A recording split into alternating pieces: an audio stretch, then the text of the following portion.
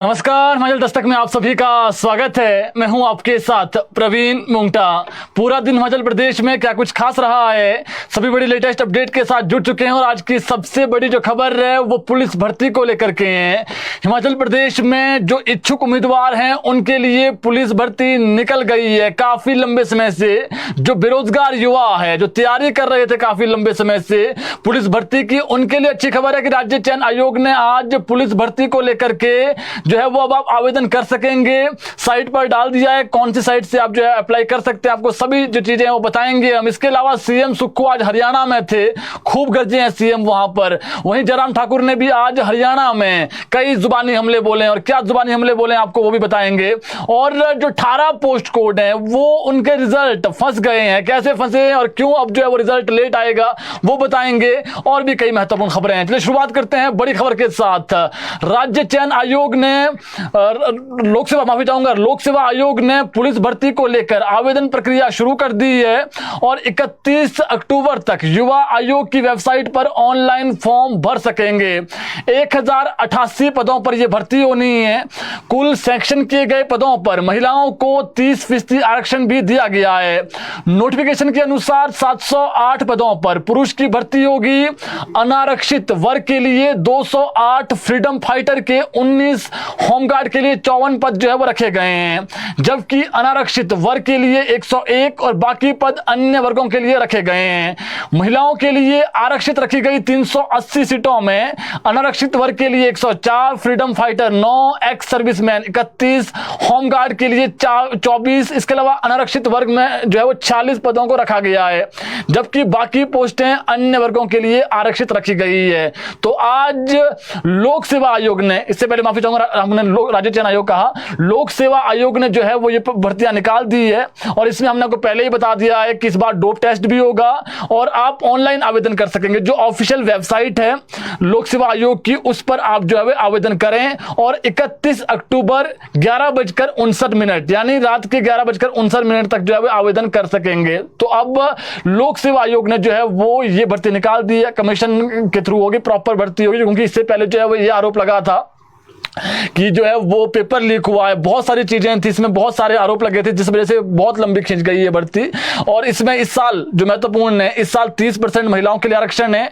और दूसरा, हाइट के नंबर अलग हैं, ये हमने आपको पहले ही बता रखा है। इसके अलावा जो छूट है, उम्र में भी छूट दी गई है। बाकी जितनी भी चीजें हैं वो आप लोक सेवा आयोग की जो ऑफिशियल वेबसाइट है हिमाचल प्रदेश, जो HPPSC की ऑफिशियल वेबसाइट है, उस पर जाकर के आप पुलिस भर्ती को देख सकते हैं। और पुलिस भर्ती निकल गई है, 31 अक्टूबर लास्ट डेट है। ऑनलाइन आवेदन करें, जो भी फॉर्म भरने हैं, सारी चीजें जो है वहां पर जो है वो स्थिति स्पष्ट हो जाएगी।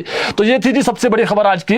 इसके अलावा दूसरी बड़ी खबर, स्ट्रीट वेंडर पॉलिसी की जो है वो अब आज बैठक हुई है। और आज जो बैठक हुई है बहुत महत्वपूर्ण बैठक है, बहुत बड़ा मुद्दा बना हुआ है प्रदेश में कि जो ये रेहड़ी फड़ी वाले हैं उनके लिए पॉलिसी बनाई जाए, जो बाहरी राज्यों से आ रहे हैं और दुकानों के बाहर कुछ जो लोग हैं वो बैठते हैं, और इनके लिए एक लाइन बनाई जाएगी। बहुत सारी चीजें हैं, इसको लेकर के अब जो है वो जो बड़ी खबर निकली है आज जो बैठक हुई है, ये जो बैठक है शिमला में हुई है, हर्षवर्धन चौहान की अध्यक्षता में हुई है। क्योंकि जो विधानसभा अध्यक्ष है उन्होंने विधानसभा में कहा था कि इसमें जो सर्वदलीय है, यानी कांग्रेस, भाजपा और जो अन्य लोग हैं उनको भी शामिल किया जाए। तो आज भाजपा के भी इसमें विधायक थे, अनिल शर्मा इसमें, और इसके अलावा जो रणजीत शर्मा इसमें थे। तो आज जो बैठक हुई है ये उसमें ये डिसाइड हुआ है कि लोगों के फीडबैक भी लिए जाएंगे कि स्ट्रीट वेंडर पॉलिसी कैसी होनी चाहिए। एक तो सबसे महत्वपूर्ण जो ये वेंडर पॉलिसी है, केंद्र सरकार की एक पॉलिसी है, उसको भी रीड आउट किया जा रहा है।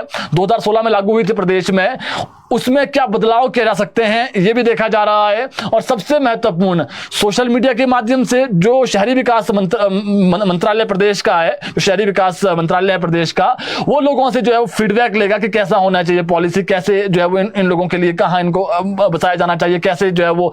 और इसमें सबसे महत्वपूर्ण चीज ये कि लोगों का फीडबैक लिया जाएगा। ये बैठक में आज हुआ है।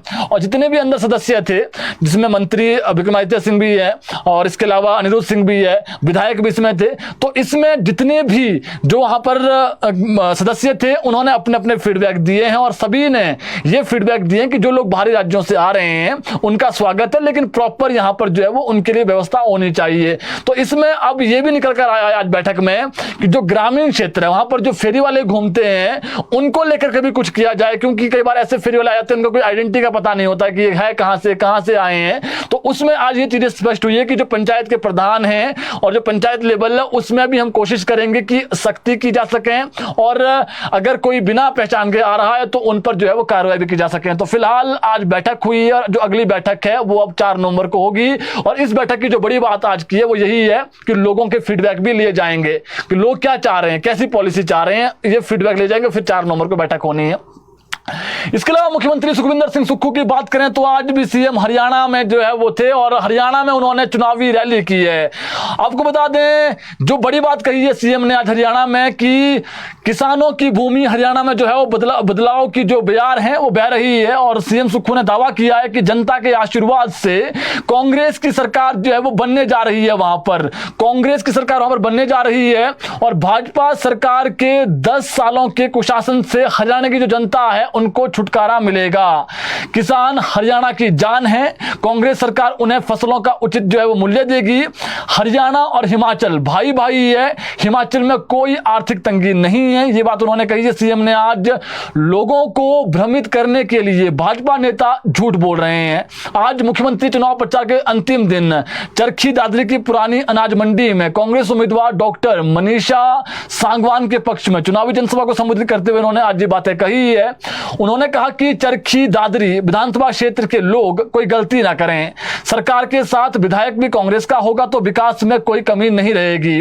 वोट डालते समय भावना में न बहकर समझदारी से काम लें, क्योंकि ये चुनाव चरखी दादरी के भविष्य का चुनाव है और 5 अक्टूबर को वोट डालते वक्त कोई भी गलती ना करें, वरना इसका जो खामियाजा है वो आने वाले पीढ़ियों को भुगतना पड़ सकता है। कांग्रेस ने अपनी गारंटी पत्र में जो गारंटियां दी है उन्हें सरकार बनने पर पूरा किया जाएगा। पिछले दिनों हरियाणा में मध्य प्रदेश की काफी चर्चा हुई, भाजपा नेताओं ने तरह तरह का जो है वो झूठ फैलाया है, ये सीएम ने आज कहा है। लेकिन हमारी सरकार ने भ्रष्टाचार के चोर दरवाजों को बंद कर व्यवस्था परिवर्तन किया है, जिससे खलबली मची है। प्रधानमंत्री नरेंद्र मोदी हरियाणा में हिमाचल की बात कर रहे हैं। 10 साल से हरियाणा में भाजपा की सरकार है, जनता को उसका हिसाब उनको देना चाहिए, उसका हिसाब की वो बात नहीं कर रहे हैं। हिमाचल सरकार व्यवस्था परिवर्तन से आत्मनिर्भर हिमाचल की ओर बढ़ते हुए नए नए जो है वो कायदे कानून बना रही है, जिसका मुख्य उद्देश्य आम जनता को सीधा लाभ पहुंचाना है। मुख्यमंत्री सुखविंदर सिंह सुक्खू ने कहा कि हरियाणा के पूर्व मुख्यमंत्री भूपेंद्र हुड्डा से उनकी चुनावी गारंटियों पर बात हुई है, उन्होंने सरकार बनते ही गारंटियों पर काम शुरू करने को कहा है। तो आज जो बड़ी बातें कही, जो बड़ा दावा किया है सीएम सुखविंदर सिंह सुक्खू ने हरियाणा में कि वहां पर कांग्रेस प्रचंड बहुमत से जीत रही है और ऐसे में जो स्थानीय विधायक हैं उनको आप जिताकर भेजे ताकि वहां का जो विकास है वो हो सके। इसके अलावा बात करें पोस्ट कोड भर्तियों को लेकर के जो बेरोजगार युवा है वो राहत ताक रहे हैं कि जो पुराने भर्तियां हुई थी उसके रिजल्ट कब आएंगे। लेकिन इस बीच एक बड़ी खबर है कि 18 पोस्ट कोड की जो भर्तियां हैं जो पहले हुई है उसके रिजल्ट के लिए एक बार फिर से इंतजार करना पड़ेगा, लटक गया है ये भी। इन भर्तियों के रिजल्ट के लिए इस माह के अंत तक का इंतजार बेरोजगार युवाओं को करना पड़ सकता है। दरअसल नवगठित राज्य चयन आयोग में नया प्रशासनिक फेरबदल हुआ है। यहां पर नए सेक्रेटरी से लेकर विभिन्न पदों पर अफसरों को जो है बदला गया है। बताया यह जा रहा है कि अधिकतर अफसरों ने अभी तक ज्वाइन भी नहीं किया है। वहीं आयोग के नए अध्यक्ष व मनोनीत सदस्य की भी शपथ नहीं हो पाई है, जिस वजह से आयोग में समय रहते रिजल्ट घोषित नहीं हो पा रहा है और स्टाफ की कमी के चलते भी अधूरे रिजल्ट घोषित करने में दिक्कतों का सामना करना पड़ रहा है। दरअसल राज्य सरकार ने जुलाई में विजिलेंस जांच से बाहर चल रहे 21 पोस्ट कोड का जो रिजल्ट है उसको निकालने के निर्देश जारी किए थे। उसमें से अभी तक 2 ही पोस्ट कोड के जो रिजल्ट हैं, जो विधि अधिकारी पोस्ट कोड 999, खाद्य नागरिक आपूर्ति एवं उपभोक्ता मामले में inspector legal metrology post code 900 69 इसका रिजल्ट जो है निकल पाया है। 817 एक रिजल्ट 817 वाला है। हालांकि सूत्रों की माने तो सरकार की ओर से कार्मिक विभाग ने आयोग को अक्टूबर के अंत तक इन सभी पोस्ट कोड का जो रिजल्ट है उसको घोषित करने के ऑर्डर दे रखे हैं। आपको बता दें, जिन 18 पोस्ट कोड का जो रिजल्ट है अभी तक नहीं निकला है उसमें लगभग 50 से 60 ही पद हैं।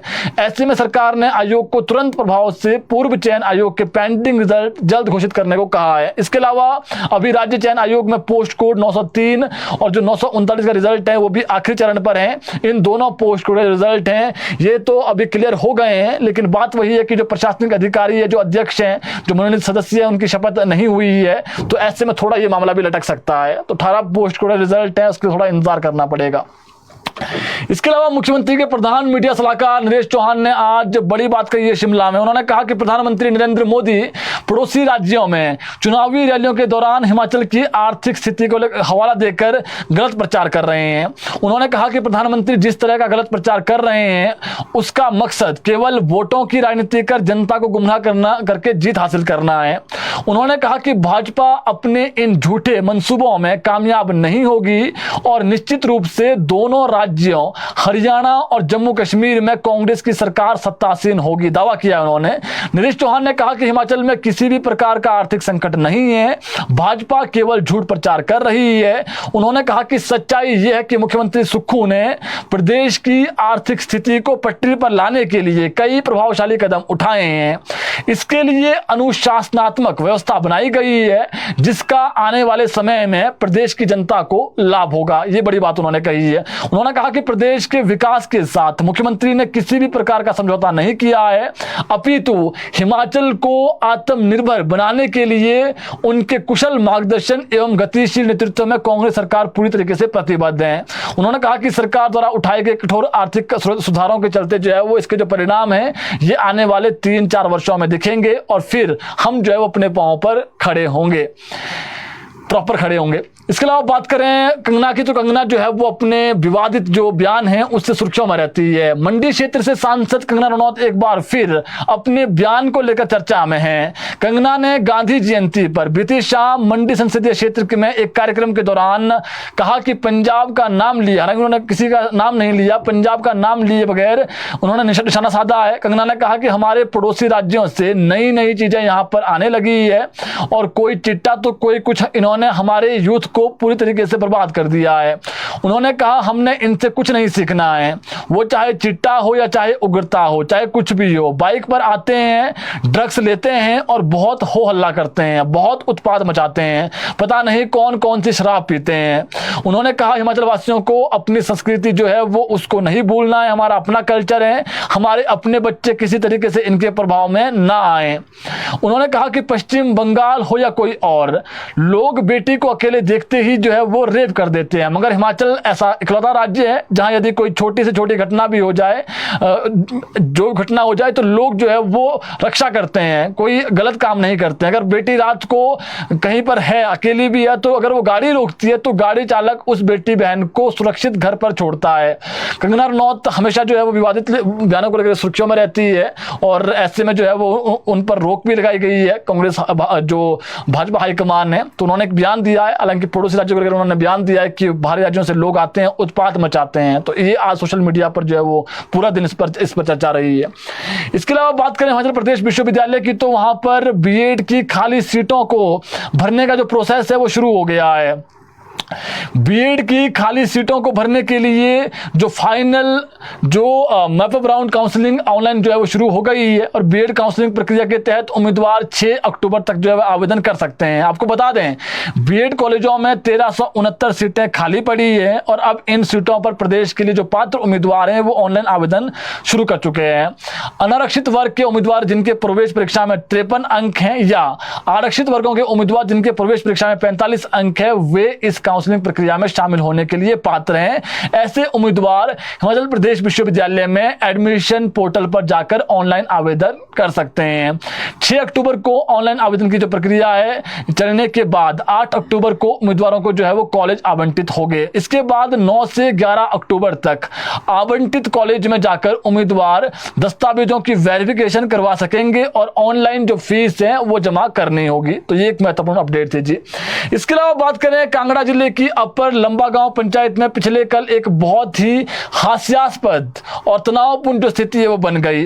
पंचायत के ही एक व्यक्ति ने ग्राम सभा के दौरान पंचायत उप प्रधान और 2 वार्ड सदस्यों सहित कुछ लोगों को पंचायत कार्यालय के कमरे में बंद कर दिया।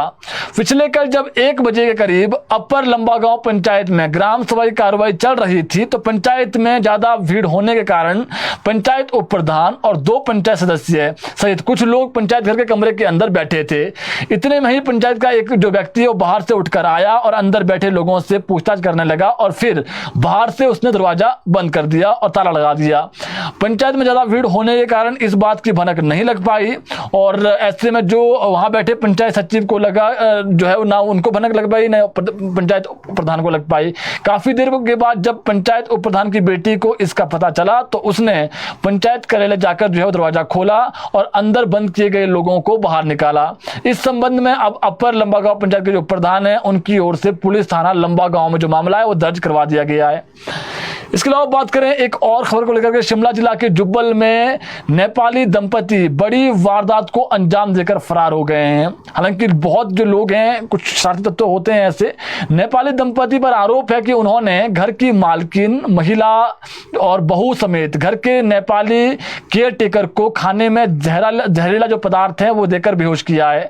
इसके बाद घर पर रखे कीमती सामान जो है वो लेकर के वो फरार हो गए। इसी मंगलवार शाम को नेपाली महिला ने खाना बनाने के बाद परिवार को खिलाया। इसमें कुछ मिला हुआ था जो दावा किया जा रहा है और इस भोजन को सास, बहू और केयर टेकर अंकेश ने खाया, जबकि घर पर सोई पोती जो है वो उसने ये खाना नहीं खाया। इसका पता तब चला जब सुबह के वक्त पोती ने तीनों को बेहोशी की हालत में देखा और परिजनों को इसकी सूचना दी गई।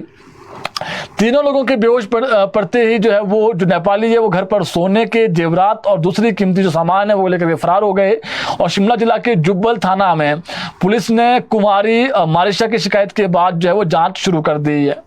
तो ये एक महत्वपूर्ण अपडेट थी जी। बहुत ही कह सकते सोचने वाली बात भी है कि जिन पर आप इतना विश्वास करते हैं कई बार वो भी ऐसी चीजें कर लेते हैं। इसके अलावा बात करें मंडी शिवा बाजार सड़क मार्ग की, तो वहां पर आज सुबह एक बोलेरो जो कैंपर है वो दुर्घटनाग्रस्त हो गई। इसमें सवार चालक 32 वर्षीय ठाकुरदास की मौत हो गई है। दुखद खबर है। ठाकुरदास मंडी के सरोवा के से सामान छोड़कर वापस घर लौट रहे थे और घर पहुंचने से चंद दूरी पर यह हादसा हो गया। यह हादसा चंडीगढ़ मनाली हाईवे पर 7 मील से आगे मंडी शिवा जो बाजार सड़क है उस पर हुआ है और इसमें एक व्यक्ति की दुखद मौत हुई है। इसके अलावा बात करें थाना जो है झंडुता के अंतर्गत राजकीय प्राथमिक विद्यालय कोहिना में एक चोरी की घटना सामने आई है और अज्ञात चोरों ने जो है वो विद्यालय के 2 कमरों के ताले तोड़कर वहां से जो प्रोजेक्टर है वो चुरा ले गए चोर। इस चोरी की घटना के साथ ही आंगनबाड़ी के कमरे का ताला भी तोड़ा गया। यह प्रोजेक्टर हाल ही में विद्यालय को प्राप्त हुआ था और इसकी कीमत लगभग 90,000 रुपए आंकी जा रही है। अध्यापक द्वारा इस मामले की जो शिकायत है वो थाना झंडुता में दे दी गई है और जो चोर हैं उनकी तलाश जो है वो जारी है। इसके अलावा बात करें नवरात्रों के पहले दिन आज एक बड़ा हादसा हुआ है। बहुत दुखद खबर है। ये हादसा कांगड़ा पठानकोट सीमा पर हुआ है। यहाँ चक्की खड्ड में एक पिता पुत्र के डूबने की खबर सामने आई है। इस हादसे में जो पिता है उनकी मौत हो गई है। बहुत दुखद खबर है। जबकि 13 साल का जो बेटा है वो लापता है जिसकी तलाश की जा रही है। दरअसल ये हादसा पुलिस थाना डमटाल के तहत पड़ते बदरोया पंचायत में डेरा जगत गिरी महाराज आश्रम के साथ लगती जो है वो चक्की खड्ड में हुआ है और दोनों बाप बेटा चक्की खड्ड में क्या करने गए थे इसका अभी तक पता नहीं चल पाया है। बताया जा रहा है कि पिता पुत्र के खड्ड में डूबने का पता चलते ही मामले की जो सूचना है पुलिस थाना डमटाल को दी गई। मृतक व्यक्ति की पहचान पठानकोट के विनय महाजन के रूप में हुई है, जबकि उनका 13 साल का जो बेटा है इसका नाम ओजस है, ये लापता है और पुलिस और जो एनडीआरएफ की टीमें हैं वो ढूंढ रही है इसको और जो पिता है उसकी मौत हो गई है। बहुत दुखद खबर है। अब ये क्यों ये गए थे, वहां पर नहाने गए थे, कुछ काम से गए थे, लेकिन दोनों के इसमें जो पिता है उनका जो है वो शव मिल गया है, लेकिन जो बेटा है वो अभी भी लापता है। शिमला जिला के उपमंडल ठियोग में घीरी नदी पर बनी पेयजल परियोजनाओं में सफेद तरल पदार्थ का वीडियो काफी तेजी से वायरल हो रहा है, जिसके बाद ठियोग से लेकर शिमला तक हड़कंप मचा हुआ है। लोगों को जो है वो ये लगा कि क्या जो है वो पानी में मिलाया गया है, कोई ऐसा पानी तो नहीं है हम जो गलत पानी पी रहे हैं। तो ये जो अब जब ये वीडियो वायरल हुआ तो उसके बाद अब जो है वो ये जो आज लोगों ने बड़ा बवाल किया है और लोगों का आरोप है कि शिमला के पराला में बने सेब प्रोसेसिंग प्लांट में दूषित पानी की निकासी की व्यवस्था नहीं है, जिसके कारण प्लांट का दूषित पानी गिर नदी में छोड़ा जा रहा है और लोगों को गंदा पानी पिलाया जा रहा है। आज स्थानीय विधायक Kuldeep Singh Rathore, MD HPMC Sudesh Mokta, SDM Theog, जो स्थानीय जल शक्ति विभाग की जो टीम है वो उन्होंने मौके पर दौरा किया। इस दौरान मौके पर पहुंचकर स्थानीय लोगों ने खूब हंगामा किया और प्लांट की कार्यप्रणाली पर सवाल खड़े की। जनता ने आरोप लगाया कि प्लांट से दूषित मल गिरि नदी में जो है वो छोड़ा जा रहा है और जनता को गंदा पानी पिलाया जा रहा है। आपको बता दें, गिरि नदी से उपमंडल ठियोग के लिए जो है पानी की स्कीम बनी हुई है, जिससे क्षेत्र के साथ लगती आधा दर्जन से अधिक पंचायतों को पानी की सप्लाई होती है। वहीं इसके साथ ही गिरि नदी से शिमला के लिए भी जो है वो पेयजल परियोजना बनी हुई है, जो शिमला के लिए पानी की आपूर्ति करने वाले सतलुज परियोजना के बाद दूसरी सबसे बड़ी परियोजना है। इस योजना से शहर में 18 MLT पानी की जो सप्लाई है वो होती है रोजाना। और ऐसे में जब ये कल वायरल हुआ वीडियो, उसके बाद जो लोग हैं वो असमंजस में थे कि हम गलत पानी, गंदा पानी तो नहीं पी रहे हैं। तो आज एसडीएम भी गए थे, विधायक भी गए थे और जो सुदेश मोक्टा है IAS ऑफिसर वो भी गए थे और टीम भी गई थी। तो आज जो एक्सीन है मत्याना ठियोग अशोक भोपाल, उन्होंने कहा कि डरने की कोई बात नहीं है।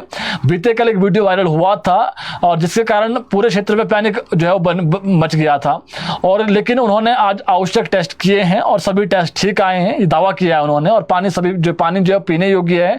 उन्होंने लोगों से अपील करते हुए कहा कि डरने की कोई बात नहीं है। कल से सुचारू रूप से जो पानी की सप्लाई है वो कर दी जाएगी। जल में जो सफेद मल है उसके सैंपल जो है वो जांचे गए हैं और जिसकी रिपोर्ट आना बाकी है। वही मौके पर उन्होंने कहा कि कुछ सैंपल्स की रिपोर्ट आ गई है जो ठीक है, कुछ सैंपल्स की रिपोर्ट आना बाकी है। वही मौके पर पहुंचे एचपीएमसी के जो प्रबंधक हैं सुदेश मोक्टा, प्रबंध निदेशक, उन्होंने कहा कि गिरि नदी में गए अवशेष प्रोसेसिंग प्लांट के हैं या नहीं, ये जांच का विषय है। पानी के सैंपल जांच के लिए भेज दिए गए हैं और रिपोर्ट आने के बाद ही पता चल पाएगा। तो ये भी जो है वो वहाँ पर जिस प्रकार से पराला में सेब का प्रोसेसिंग प्लांट है, इसमें हार्मफुल केमिकल का प्रयोग किया जा रहा है, तो ये आरोप लगाए हुए, लेकिन ऐसा कुछ भी नहीं है। इसके अलावा बात करें मौसम को लेकर के, तो प्रदेश में जो मौसम है वो अभी फिलहाल 2-3 दिन तो साफ है, लेकिन 5 अक्टूबर को प्रदेश में फिर से बारिश होगी। मानसून विदा हो गया है प्रदेश से, तो 5 अक्टूबर को जो बारिश है ये अधिक ऊंचाई वाले क्षेत्रों में है और 6-7 को फिर मौसम साफ है, फिर 8 को थोड़ी बारिश है। तो मौसम 5 और 8 को खराब है जी। तो मौसम को लेकर जो अपडेट था वो हमने बता दिया है। वहीं आज जयराम ठाकुर ने जुबानी हमला बोला है सीएम सुखविंदर सिंह सुक्खू पर और उन्होंने कांग्रेस पर कई आरोप लगाए हैं हरियाणा में। उन्होंने आज एक चुनावी जनसभा को संबोधित करते हुए कहा कि हिमाचल प्रदेश में अव्यवस्था का दौर है और हिमाचल प्रदेश में जो है वो जो कर्मचारी है उनको समय पर सैलरी नहीं मिल रही है और जो पेंशनर हैं उनको पेंशन भी सही समय पर नहीं मिल रही है। तो ऐसे में उन्होंने आज बड़ी बात यही कही है कि जो चुनावी गारंटी कांग्रेस ने दी थी, जिसके बलबूते जो है वो कांग्रेस सत्ता में आई है, वो गारंटियां जो है वो अब कांग्रेस भूल गई है। और ऐसे में जो वहां पर स्थिति है वो ये है कि जो वहां पर कर्मचारी है उनको समय पर सैलरी नहीं आ रही है, इन्होंने आरोप लगाए हैं। तो आज जयराम ठाकुर ने ये जो है वो हरियाणा में कहा है और उन्होंने ये कहा है कि जो कांग्रेस की गारंटियां थी वहां पर खोखली साबित हुई है। तो ऐसे में जो लोग हैं वो इनकी बातों में नहीं आए, तो ये उन्होंने कहा है। तो ये आज की महत्वपूर्ण खबरें जिसकी जानकारी हमने आप तक पहुंचा दी है। कल जुड़ेंगे आपके साथ ठीक 6 बजे नई खबरें लेकर, नई अपडेट आपके बीच लेकर आएंगे। अभी के लिए इतना ही, धन्यवाद।